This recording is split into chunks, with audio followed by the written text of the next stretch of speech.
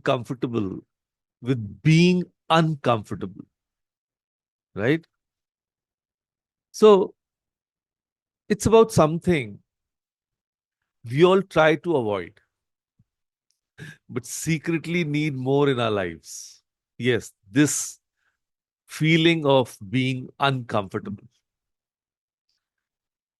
Now you must be thinking, why would I want to be uncomfortable? Right? Uncomfortable? You're absolutely right. But here's the thing, all the good stuff, all the growth, all the amazing changes in our lives happen just outside our comfort zones. And as destiny would have it, a little while ago, we were talking the same thing with Siddhika ji, that she needs to come out of her comfort zones, like each one of us need to do if we want growth in our lives. So maybe this was the topic that we had to discuss today, and destiny brought her here to the session. So, you know, think about learning to ride a bike. Remember that? So, most of us, it was scary at first. Maybe you fell a few times, your legs were wobbly, your heart was racing. But what happened after you pushed through that discomfort? Freedom, the joy of zooming down the sidewalk with the wind in your hair. Or think about when you were shooting your first video, looking into the camera.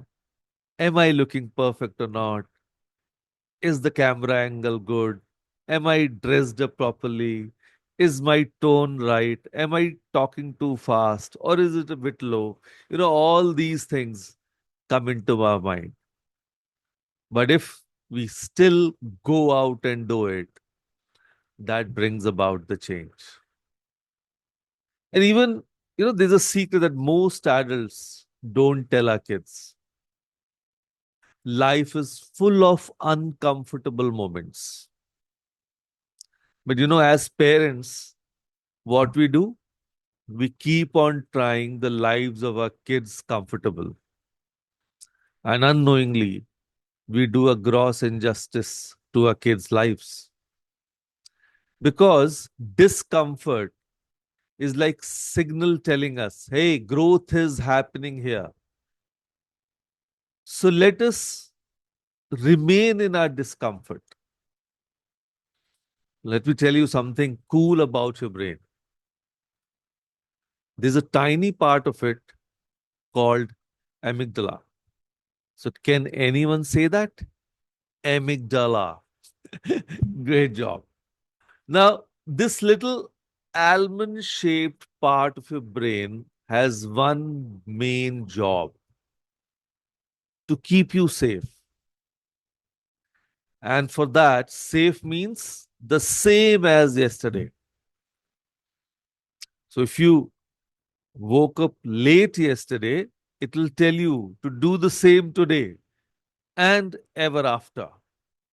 So when we say that we are not able to get up early, that's actually the amygdala is our culprit. So your brain actually burns more energy when you try new things or face uncomfortable situations. And that's why it feels easier to just stick with what you know. So when you feel that urge to back away from something new or challenging, that's just your brain trying to save energy and keep you safe. And it's like having an overprotective friend who says, let's just stay home and watch the same movie for the 100th time instead of trying that new adventure park. But here's the thing, your brain is being a little too careful. And most things, or most new things, won't hurt you. They will actually help you grow. So, how do we deal with this? We need to start looking at discomfort differently. Yes, it's not a bad thing.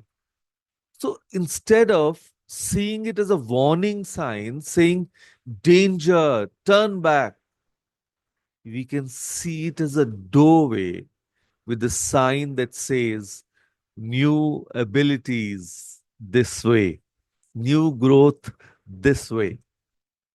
For example, when your heart beats faster before giving a presentation in class, that's not just nervousness.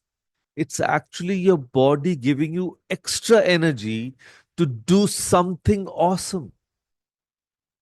And when you feel awkward trying to learn a new dance move, now that weird feeling is actually your brain creating new connections. And when you struggle with a hard math problem, now that frustration is actually feeling of your mind getting stronger. So it's kind of like exercise. When you do push-ups, your arms might burn a little, but that's not a sign to stop. It's a sign your muscles are getting stronger. So discomfort is often just the feeling of growth happening. And the cool thing is, you don't have to do huge, scary things to get better at handling discomfort. You can definitely start tiny. Like one of my friends who was so shy that he would literally hide behind his mom when meeting new people.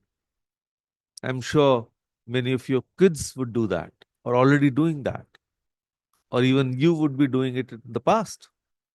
But he made a tiny challenge for himself. Every day, he would say hello to one person he didn't know well. Just hello. That's it. The first few times, his heart was pounding so hard that he thought everyone could hear it. But after a few weeks, saying hello became no big deal. Then he upgraded to asking one question like, how was your weekend? And now, 3 years later, he's the president of his school's debate club. So, all because he started with tiny moments of discomfort. Or my neighbor, she was so terrified of technology, wouldn't even use a smartphone. Even my mom is like that. Initially, when I gave her her first smartphone, the grandkids, they know everything about smartphones. But because they were away, she was actually missing out on seeing them grow up. She decided to face one small tech challenge each day. First, turning on a tablet, then opening an app, and then learning to video chat. Now, she has virtual tea parties with grandkids every Sunday. She says those first uncomfortable steps were totally worth it.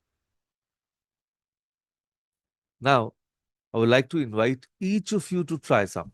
Yes. Think of one small uncomfortable thing you could do tomorrow, right? Just think about it. Not something dangerous or scary, just a little stretch outside your comfort zone. It could be anything. Maybe like a 30-second cold shower at the end of your regular shower. Now, but in India, it's already summers. So you might love that. It won't be your discomfort. But yes, for some, it can be. Or saying hello to someone new at school or in your neighborhood. Or waking up 15 minutes earlier than usual. Maybe It will work for Siddhika ji and Aditya. So they'll be on time and be regular in these sessions. And putting your phone away for 2 hours. Yeah, I think that would be the hardest one for many of us. For 2 hours without a phone, as if our life will go topsy turvy. But after you do this small, uncomfortable thing, take a minute to write down how you felt before, during, and after. And do write it down. What did you notice? Were you more afraid beforehand than you needed to be? Or did you feel a little proud afterward? So, I'd like you to write down this phrase somewhere. You can see it. Please note it down. I stretch, I grow, I thrive. And this can be, I repeat, in fact, I stretch, I grow, I thrive. And this can be your reminder that those moments of stretch, even when they feel uncomfortable, are actually helping you grow and thrive. And today, I would like you, in fact, I would like to leave you with this thought that life's most beautiful views are rarely found on easy paths. The most breathtaking vistas come after climbing the steepest hills. You know, no man's own. But when you just reach out there, or by mistake or by accident, and then it's the most breathtaking view you could have ever imagined. So, the most meaningful connections happen when we are brave enough to be vulnerable. And the greatest accomplishments come after we have pushed through doubt and difficulty. Because remember, growth is never found in the shallow end. You got to wade into the deep, but you don't have to dive in all at once. You can wade in slowly, step by step, getting comfortable with each new level of discomfort.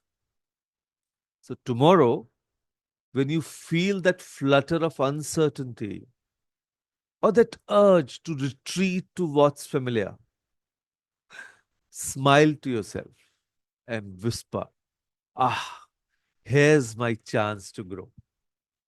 And then take one small step forward into that discomfort.